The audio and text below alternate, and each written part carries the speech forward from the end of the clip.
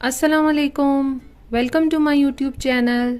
Hope so कि आप सब बिल्कुल ठीक होंगे। आज मैं आपके साथ रसमलाई की रेसिपी शेयर करने जा रही हूँ जो कि बहुत ही इजी और जल्दी बनने वाली है, क्योंकि हम लोग इनको रसगुल्लों से बनाएंगे और आप जब इसको ट्राई करेंगे तो आप देखेंगे इसका टेस्ट बिल्कुल रसमलाई जैसा है। तो जब भी रसगुल्ले आप लोगों के घर में अवेलेबल हों या आप बाहर से भी लाकर इस रसमलाई को बना सकते हैं, तो अब इसके लिए हमें जो जो इंग्रेडिएंट्स चाहिए आप लोग देख लें। इसके लिए हम लोगों ने रसगुल्ले लिए, 1 लीटर हम लोग फुल फैट दूध यूज करेंगे। इसके लिए जो हम लोग ड्राई फ्रूट यूज करेंगे उसमें हम लोगों ने 10 से 15 बादाम लिए, इनको हमने क्रश कर लिया है। और इसी तरह से हम लोगों ने पिस्ता भी लेकर इनको भी क्रश कर लिया है।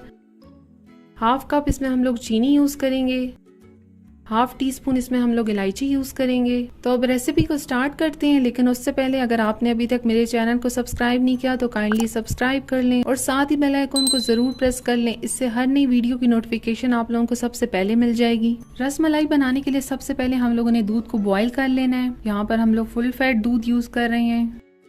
फ्लेम को हम लोगों ने हाई कर दिया है और इसके बॉयल आने का वेट कर रहे हैं। दूध अब देखें बॉयल हो चुका है। हम लोगों ने अब फ्लेम को मीडियम कर देना है। साथ साथ इसमें हम लोग चम्मच हिलाते रहेंगे और इसकी साइड पर भी ये जो मलाई बन रही है इसको हम लोग उतार के दूध में शामिल करेंगे ताकि इसके अंदर थिकनेस आए।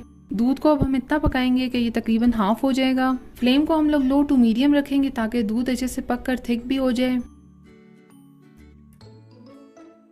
ये रसमलाई बहुत ही इजी है और जल्दी बनने वाली है, तो जब भी आपको कभी इंस्टेंट रसमलाई बनानी हो तो आप लोग इसको ज़रूर ट्राई करें।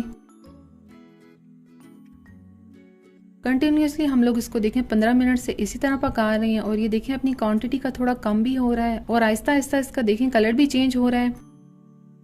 अब इसमें हम लोग चीनी डाल देंगे और चीनी हम लोग थोड़ी थोड़ी कर कर डालेंगे, क्योंकि ऑलरेडी रसगुल्ले मीठे होते हैं इसलिए हम लोग थोड़ा सा कम ही मीठा रखेंगे। अब इसको हम लोग इतना पकाएंगे कि चीनी इसमें अच्छे से डिजोल्व हो जाए। साथ ही इसमें हम लोग पिस्ता भी डाल देंगे और बादाम भी। इसको मिक्स कर लें। थोड़ा सा बादाम और पिस्ता हम लोगों ने गार्निशिंग के लिए भी रख दिया है। चीनी इसमें अच्छे से मिक्स हो गई है और आप लोग इसको टेस्ट भी कर सकते हैं। आप लोगों को जितना मीठा पसंद हो आप लोग उतनी चीनी इसमें डालें। अब ड्राई फ्रूट को भी हम लोग इसमें पका लेंगे ताकि ड्राई फ्रूट का टेस्ट भी दूध के अंदर शामिल हो जाए और ये थोड़े से पक भी जाएं। ड्राई फ्रूट भी आप अपनी चॉइस से डाल सकते हैं, जो भी आपको पसंद हो।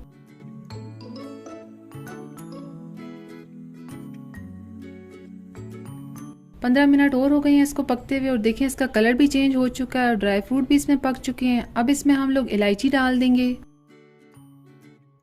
इसको मिक्स कर लें। इलायची से इसका टेस्ट बहुत ही ज़बरदस्त सा हो जाता है। हम लोगों ने दूध में सब चीज़ें डालकर इसको अच्छे से पका लिया है। अब हम लोगों ने फ्लेम को बिल्कुल लो कर देना है और इसके अंदर अब हम लोग जो रसगुल्ले थे वो डाल देंगे। हम लोगों ने रसगुल्लों को पकाना नहीं है, ये ऑलरेडी पके हुए हैं। इससे रिलेटेड आपके साथ एक टिप भी शेयर कर रही हूँ। आप लोग रसगुल्लों को दूध में डालने से पहले टूथपिक से इनके अंदर थोड़े से होल बना लें। इससे ये होगा कि दूध इनके अंदर अच्छे से एब्जॉर्ब हो जाएगा और ये बहुत ही सॉफ्ट से हो जाएंगे, बिल्कुल रसमलाई की तरह।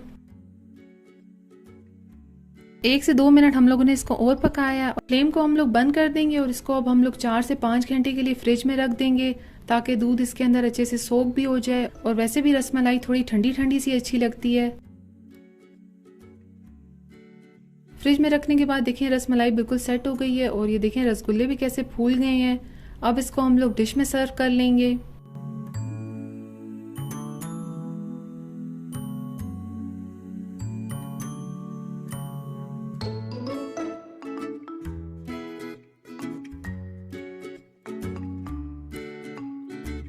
और अब ये इंस्टेंट सी रसमलाई देखें बिल्कुल रेडी हो चुकी है। हम लोगों ने देखें इसको सर्व करने के बाद ऊपर से पिस्ता और बादाम से गार्निश भी कर लिया है और ये बहुत ही टेस्टी और यमी सी बनी है। तो आप लोग भी इसको ज़रूर ट्राई करें, इसका टेस्ट बिल्कुल रसमलाई जैसा होता है। कमेंट सेक्शन में अपना फीडबैक ज़रूर दें। ये रसमलाई की रेसिपी अच्छी लगी हो तो इसको लाइक करें, अपने फ्रेंड्स और फैमिली के साथ शेयर करें और मेरे चैनल को सब्सक्राइब करें।